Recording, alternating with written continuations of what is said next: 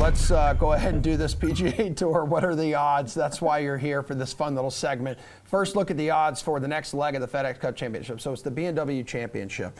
But real quick, let's look back at this past weekend here. So we crowned our fantasy golf world champion, right, for the 2021 season at the conclusion of the Northern Trust. Looking at this winner's lineup here, Ski Basher, what put this individual over the top? I know we talked a little bit about it yesterday, but for anyone who missed it, you gotta bring me inside your brain. Let me know what you're thinking. So it's kind of funny. He, as much as he hit on the right pivots, he did, if we start off with it, he missed on the top two guys, on Finau and Rahm. But when you get it down to it, this is a 40-person event, and you can afford a couple misses like that. So, what he did, obviously going Spieth and DeChambeau at the top. Now, that looks like a huge miss, but in a 40-man lineup, both Spieth and DeChambeau made the cut, and both Spieth and DeChambeau made a ton of birdies this week. Spieth with the 3 eagles. He had a horrible Sunday, but again, because of all the scoring that he got from Spieth and DeChambeau, it didn't matter. Now, the big thing here was Ski Basher was one of only 2 lineups in the 40-man contest who got 6 of 6 through. So again, just the fact Spieth and Bryson got through, it still made them extremely valuable. Not as valuable as Finau and Rahm would have been, but very valuable. He made some really good tournament pivots.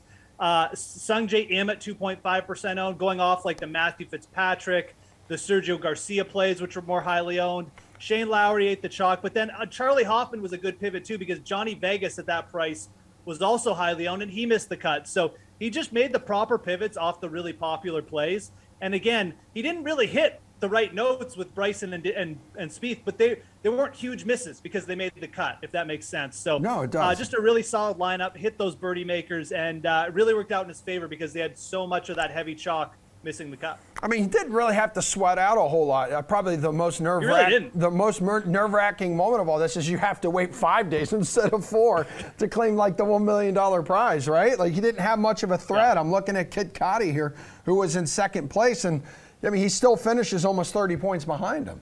Yeah, I mean, again, just to hammer this point home, I mean, Kid Cudi was the only other person who got 6 of 6 through the cut. He finished second, and he did have Jon Rahm, but because Ski Basher's lineup was so balanced and everybody was making birdies for him, his worst player was outside of Spieth was Bryson at -8. Kid Cudi had Casey at 4, he had Harman at +3, Lanto, like his bottom 3 players just didn't come through for him. So both really good lineups. They made some good pivots, but again, just a really balanced attack by Ski Basher. And when you get this many high casualty miscut lineups, these type of lineups just tend to fly. So shout out to both those guys at the top for getting the 6 of 6 through this week. Yeah, man, the only 2 lineups to finish north of 500 points. Also, Kid Cudi had the Gim Reaper in there, dude.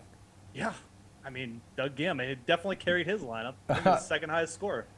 Fowler, I can't imagine how giddy. Actually, I do know how giddy Reed Fowler was when Tony Finau claimed the victory for his first PGA Tour event, first time in like almost 2,000 days here.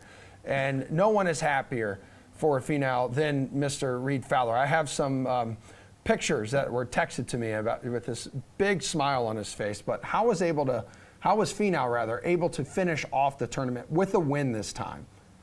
Yeah, what a great moment. I mean, in all seriousness, no bigger Tony Finau fan than Reed Fowler out there. So that's awesome to see. Get to see one of your favorite players win, take it home live. That's awesome. So Finau basically, he was hitting it pretty well all week. I think he was 3rd in strokes gained tee to green. His approach game was pretty solid, but realistically, it came down to the nerves on the back 9. He had them. I mean, he sunk a 30-foot putt, and then he made a 6-footer on the end on the last hole. So just got the irons going at the right time on the soft course, made an eagle, which really propelled him back up into the league. And then he got a little bit of luck, but I don't even think it was a lucky win. I mean, he posted 20 under. He forced Rahm and Smith to have to birdie some tough holes coming in. Rahm couldn't do it. Credit to Cam Smith for getting there. He just about stole it on the 18th, but realistically, it was just Tony Finau went nuts with his irons on the back, and he sunk the putts. I mean, that 30-footer he sunk on 16, I think, really was the one that he needed, because that got him to 20 under. He sunk the par putt on 18, a 6-footer. We've seen Tony Finau miss so many of those type of putts over the year. So to see him make not only a long putt, but also the short putt for par, Emerson, it was huge. He gained almost 4 strokes putting for the week. When Tony Finau gains 4 strokes putting, he's going to be in contention because he's so good the rest of his game. Great to see a guy like him get a win. And it was like a 5-year wait for his second PGA Tour victory. Was it more of what he did, or more of what the others did not do? With Cam Smith on that playoff hole, and then you saw Jon Rahm with a couple errant drives there coming down the stretch. Sure. I mean, you could say, okay, Rahm kind of blew it, and maybe Jon Rahm did. This is a spot where he's the number 1 player in the world. You expect him to close it out 99% of the time. But Tony Finau shot 65 yesterday. He won this event. He got himself in a playoff. Cam Smith, he forced Cam Smith to have to birdie the 18th hole to win, which is a really tough hole. So the fact Cam Smith blew it in the playoff, whatever. He put up a good effort too. But no, I don't think anyone really blew it or gave the event to Tony Finau. Tony Finau put himself in a position to win with a great round of 65. The other guys couldn't keep up. It was that simple. That's how you go and win tournaments from behind. So, no, all credit goes to Finau there. Rahm will bounce back quickly. This is a guy coming off a month-long layoff. I was surprised he was even that sharp. Look out the field this week, by the way, for Jon Rahm. But, no, that's right. Finau won that event. Hands down, Finau won. Yeah, and obviously he's a guy who's going to be defending his title here at the BMW Championship. And the first round there is going to start on Thursday, everybody. Rahm, again, the favorite, plus 550 here. Whose odds stand out to you, though, when you look at everyone? This is only the top 70 players left. Yeah, this is funny because, I do think Jon Rahm deserves to be this big a favorite. And I'm kind of scared to bet anyone else this week because, what do you get when you get a top player who's kind of had a disappointing end to the tournament and then he comes right back and he's playing in another big event? Usually you get the makeup win, you get the revenge win. So I think Jon Rahm is fairly priced there. I'd even consider betting Jon Rahm this week. That's how good form I think he's in. But, you go down the leaderboard, and I think the first top player that really pops off to me is Brooks Koepka, plus 2,500. He did not have a good Monday. Usually we'd say Sunday, but did not have a good final round. But you know what? He was consistent off the tee. He was actually right kind of among the top 10 after 3 rounds. He just didn't show up Monday. And there's various reasons why Brooks couldn't show up. We know his attention span kind of sometimes leaks when it's not a major. But he was playing well. He was right there. He just had a bad Monday where a lot of players had bad Mondays. Jordan Spieth shot plus $1 million. He had 2 triples in a row. So I wouldn't write off Brooks. I think Brooks is too overpriced here at plus 2,500. Those are the first of all the top players. Those are the odds that stuck out to me the most at first glance. Brooks Koepka. How about any long shot bets you like this week? Yeah, no, there's some guys going down here. And this isn't like a super long shot or anything, but Shane Lowry, a guy who finished T11 last week, 3rd in strokes gained approach. He just had trouble with the putter, and he had trouble with it all week. He had trouble with it in the final round, but I'm telling you, this guy played great tee to green. He was right there. He could have been, if he had putted like Tony Finau, Emerson, he's probably there, if not in a playoff, in the top 3 at the end. So Shane Lowry at plus 4,500. This guy's played great all year. He's got 8 top 25s in his last 11 PGA starts.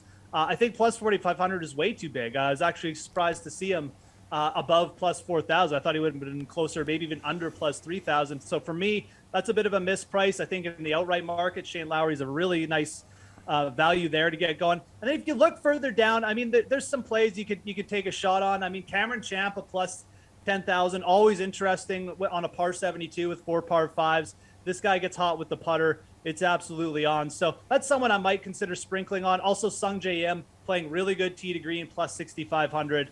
I think those are the names that stick out the most for me in terms of just odds. The players just a little bit bigger than they should be, in my opinion, in the outright market. Yeah, and Shane Lowry had that 3rd round 62 at Liberty National. Yeah. He was also in Ski Basher's winning lineup there in the Fantasy Golf World Championship. It was a very important play. If you had Shane Lowry, you probably finished high up in that tournament last week in the Fantasy Golf World Championships. Before you take off here, hit us with who you think is actually going to win this week. I wish I could just pull someone out of my hat and be like, hey, this guy, big money, the plus 2,000 or plus 20,000. I think Jon Rahm's going to win this week. I think Jon Rahm was off for 5 weeks. He came back. He looked insanely sharp. He probably just suffered from a little bit of fatigue, a little bit of rust maybe there at the end of this event. I don't think you'll see that this week. I think Jon Rahm probably bounces back really quickly. If I had to pick another guy from the top to target, I think it would be Brooks Koepka. I expect him to bounce back from that bad Monday really quick. He was hitting it well off the tee. But for me, I mentioned Lowry. Lowry would be my mid-round target, but I'm just going to take the easy route here. I think Jon Rahm probably bounces back and wins this week.